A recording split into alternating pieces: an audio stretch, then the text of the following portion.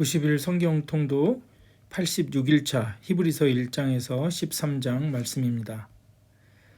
히브리서 개관입니다. 히브리서는 기독교와 유대교 사이에서 흔들리는 유대인 그리스도인들을 위해서 기록되었다고 할 수 있습니다. 예수께서 부활하시고 그리고 한 세대가 지난 후에 일부 유대인 그리스도인들은 핍박과 고난으로 인해서 마음이 흔들려 유대교의 믿음으로 돌아가기 시작했습니다. 히브리서의 저자는 인간이 어떻게 하나님께 가까이 나아갈 수 있는가에 대한 질문에 대하여 의미를 부여해 주고 있습니다. 저자는 이스라엘 역사에서 일어났던 모든 일과 그리스도와의 관계를 설명해 줍니다. 그래서 예수님의 인격 그리고 그분이 이루신 일을 구약의 제사장 및 희생제사 제도와 비교하며 대조합니다. 예수님은 구약의 제사장들보다 더 위대하심을 멜기세덱과 비교하여 논증하고 있습니다. 또한 예수님은 완전한 제사장으로 완전한 희생제사를 드리셨기 때문에 이제 희생제사로는 결코 할 수 없었던 방법으로 사람들을 하나님께 나아가게 하였습니다. 이제 이러한 예수님께로 돌아가는 자들은 예수님께로부터 다시 그 유대교로 돌아가는 자들 말하죠. 그런 사람들은 모든 것을 잃어버리는 것이라고 말하고 배교자들과 배교하려는 자들을 설득하며 권면하고 있습니다. 저자는 무엇보다 기독교가 유대주의보다 더 우월하다고 논증했고 예수님은 첫째 선지자들보다 크시고 모세보다 크시고 심지어 천사들보다 더 우월하시다라고 논증하고 있습니다. 둘째, 예수님은 하나님과 인간 사이를 중재하며 섬기는 대제사장보다 더 우월하시다. 셋째, 예수님은 제단에 드려진 동물 제물보다 더 우월한 희생제물, 십자가에 더 우월한 희생제물이시다. 더 나아가서 하나님과 이스라엘 간에 맺은 언약은 이제 예레미야가 예언한 새 언약으로 대체되었다고 말씀하고 있습니다. 이 새 언약으로. 그래서 이제 다시 유대교로 돌아가려고 하는 사람들을 설득하고 있는 것이죠. 히브리서 저자는 영적 미성숙으로 인해 다시 육신적인 상태로 되돌아가려는 배교의 위험에 처한 성도들에게 만약 그리스도를 배반하고 떠날 경우 하나님의 징계를 자초하는 것이며 그리스도의 심판대에서 그들의 상급을 잃게 될 것이라고 권면하고 있습니다. 또한 성도가 신실하지 못한 삶을 살 때에 그의 영적 생활이 어떻게 파멸되는지를 경고하고 있습니다. 히브리서 1장부터 보겠습니다. 하나님의 아들 천사보다 크신 예수님. 그러니까 계속 비교해서 유대인들이 지금 믿는 거하고 비교해서 예수님이 어떤 분이신지를 말씀하고 있습니다. 기독교를 떠나 유대교로 막 돌아가려고 하는 유대인 그리스도인들에게 히브리서 기자는 그들이 지금 무엇을 떠나고 있는지 상기시킵니다. 예수님이 선지자, 모세, 심지어 천사들보다 우월하시다고 설명합니다.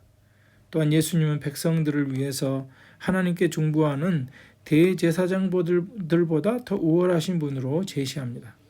예수님은 성전 제사를 통해 하나님께 말씀드릴 필요가 없다. 예수님은 직접 하늘의 하나님께 나아가셨다. 왜? 그분은 하나님의 아들이시기 때문에. 히브리서 2장입니다. 우리를 구원하신 예수님.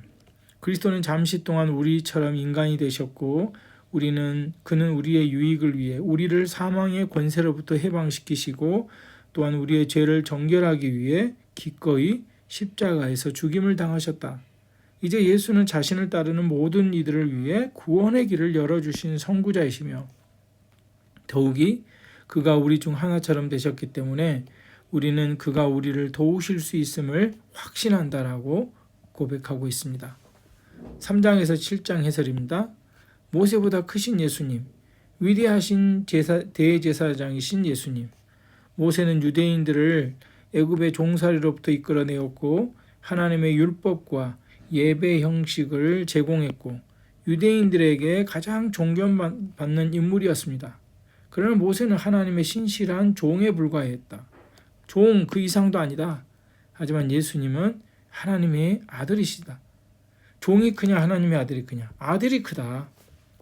하나님의 아들이신 예수님은 위대한 대제사장이시다. 대제사장의 대제사 아론은 거룩하신 하나님과 제약된 백성들 사이의 중보자였습니다.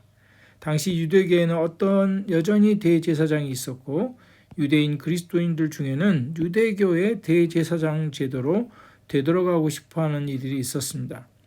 그러나 히브리서 저자는 그리스도가 대제사장으로 우리에게 요구되는 모든 율법을 성취하셨기 때문에 예수가 영원한 중보자이시며 대제사장이심을 강조하고 있습니다. 예수는 왜 영원한 대제사장이 될 수 있는가? 대제사장이라고 하면 아론의 후손 아닙니까? 그러나 예수는 다윗의 후손이거든요. 대제사장이 사실 될 수는 없어요. 그런데 어떻게 논증하고 있습니까? 어떻게 예수가 영원한 대제사장이 될 수 있는가에 대한 논증에서 레위지파 계열의 대제사장이 아닌 아브라함 시대의 멜기세덱의 반차를 쫓는 제사장으로 묘사하고 있습니다. 그러니까 그 모세가 있기 전에 아론 대제사장이라는 제도가 있기 전에 아브라함 시대에 멜기세덱이라는 대제사장이 나옵니다. 그래서 예수님은 멜기세덱의 반차를 쫓는 제사장으로 묘사하고 있습니다. 아브라함은 이스라엘 백성의 조상입니다. 그가 멜기세덱에게 11조를 바침으로 멜기세덱은 왕과 제사장의 이중직분을 지니고 있습니다. 예수님은 모든 사람을 위한 희생제사로 자신을 단번에 드리셨고 그리하여 그를 통해 하나님께 나아가는 자들을 언제든지 구원하실 수 있습니다. 왜냐하면 예수 그리스도의 그 십자가의 대속의 피가 우리의 죄를 대속하고 용서해주고 하나님께 갈 수 있는 문을 열어주었거든요. 이제 옛 제도가 더 나은 것으로 대체되었습니다. 예수는 왕과 제사장의 이중직분을 가지고 계십니다. 히브리서 8장에서 10장 해설입니다. 그림자와 실체, 모형론입니다. 완전한 희생제사. 하나님은 모세를 통해 이스라엘과 언약을 맺으셨고 그에게 성막 설계도를 주셨습니다. 이 이스라엘과 언약을 맺으시고 성막 주신 건 뭡니까?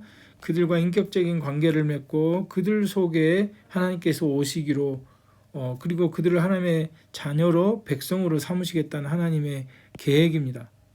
비록 하나님이 성막에서 당신의 백성과 함께 거하시기로 작정했지만 그들에게는 그분께 나아갈 권리가 없어서 왜? 죄 때문에. 희생제사의 모든 제도는 하나님의 거룩성과 백성의 죄를 강조했습니다. 그래서 희생제사가 필요했던 거예요. 인간의 죄 때문에. 대제사장 한 사람이 1년에 한 차례 속죄일에 지성소로 들어갈 수 있었습니다. 그러니까 대속죄일이죠. 7월 10일 대속죄일. 지성소로 가서 모든 백성의 죄를 대제사장이 1년에 한 차례 속죄하는 그런 날이었죠. 이처럼 희생제사는 계속해서 반복되어야 했다. 하지만 하나님께서는 선지자를 통해 약속하신 대로 새로운 속죄 수단을 마련하셨는데 예수께서 마지막 희생제물로 돌아가심으로써 제사 제도를 대체하셨습니다. 더 이상 제사 제도가 필요 없게 된 것이 예수께서 단번에 우리의 모든 죄를 사하셨기 때문입니다. 히브리서는 예수께서 거룩하게 된 자들을 한 번의 제사로 영원히 온전하게 하셨다라고 설명합니다. 그러면서 히브리서 기자는 예수님이 우리로 하여금 하나님 앞에 자유롭게 나아갈 수 있게 해주셨기 때문에 더 이상 희생제사가 필요하지 않고 신앙을 위해 고난을 당하며 견딘 사람들처럼 끝까지 인내하는 자가 상을 얻게 될 것임을 가르칩니다. 히브리서 10장 38절에 의인은 믿음으로 말미암아 살리라. 결국은 우리가 무엇으로 삽니까? 그리스도를 믿음으로, 그 믿음을 끝까지 간직한 자들, 그 믿음에서 벗어나지 않는 자들이 결국은 살게 될 것입니다. 히브리서 11장 해설입니다. 믿음을 가져라. 그래서 믿음을 가져라 이제 강조하고 있는 거죠. 히브리 기자는 우리는 뒤로 물러가 멸망할 자가 아니요 믿음을 가진 자니 우리는 믿음을 가진 자다. 뒤로 물러가지 마라. 우리에게 필요한 믿음은 어떤 상황에서도 하나님을 지속적으로 신뢰하는 것이다. 그리고 구약의 위대한 믿음의 사람들의 예를 제시합니다. 그들은 더 나은 본향을 바라보았다. 더 나은 본향을 사모하며 믿음으로 살았음을 강조합니다. 여러분은 어떤 본향을 사모하십니까? 하나님께 나아가는 것은 유대적인 제의보다 믿음이 더 중요합니다. 그러면서 저자는 독자들에게 하나님의 아들을 믿는 믿음을 굳게 붙잡으라고 권면합니다. 히브리서 12장 해설입니다. 예수를 바라보자. 우리말로 하자면 우리는 이 믿음의 영웅들로 둘러싸여 있습니다. 우리로 말하자면 우리는 지금 11장에 이렇게 많은 믿음의 영웅들의 이름이 나열되어 있잖아요. 그 믿음의 영웅들로 둘러싸여 있다. 그러므로 우리는 모든 무거운 것과 얽매이기 쉬는 죄를 벗어버리고 죄 짓지 말고 인내로서 우리 앞에 당한 경주를 경주하라. 인내하라는 거죠. 그리고 경주하라. 포기하지 마라. 우리에게 믿음의 본을 보여주신 예수 그리스도를 생각하자고 권면하고, 예수 그리스도는 어떻게 했습니까? 경주를 끝까지 마쳤잖아요. 십자가를 지심으로 자기에게 하나님의 주신 그 경주를 마쳤습니다. 그러므로 이제 그분을 기쁘시게 하는 삶을 살고 뒤로 돌아가지 말자. 그분을 거역하는 자들은 소멸하는 불에 직면하게 될 것이다. 결국은 배교하고 돌아가는 자들은 소멸하는 불, 하나님의 심판에 직면하게 될 것을 강조하면서 다시 유대교로 돌아가려 하는 자들을 강하게 책망하고 있는 것이죠. 또 권고하고 있는 것이기도 합니다. 히브리서 13장 해설입니다. 하나님이 기뻐하시는 제사. 그러므로 우리는 이제 하나님이 기뻐하시는 제사를 드리자고 권면합니다. 하나님 기뻐하시는 제사가 뭡니까?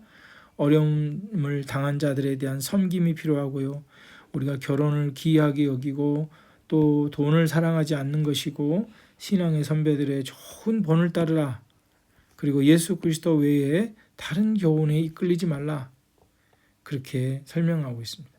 이제 옛 제도가 아니라 새 제도, 옛 희생 제사들이 아니라 예수 그리스도, 땅에 있는 본향이 아니라 장차 들어갈 도성을 바라라고 말씀하고 있습니다. 마지막으로 선을 행하고 도우라고 말합니다. 지도자를 따르라고 당부하고 있습니다. 히브리서 13장까지의 요약 해설을 마칩니다.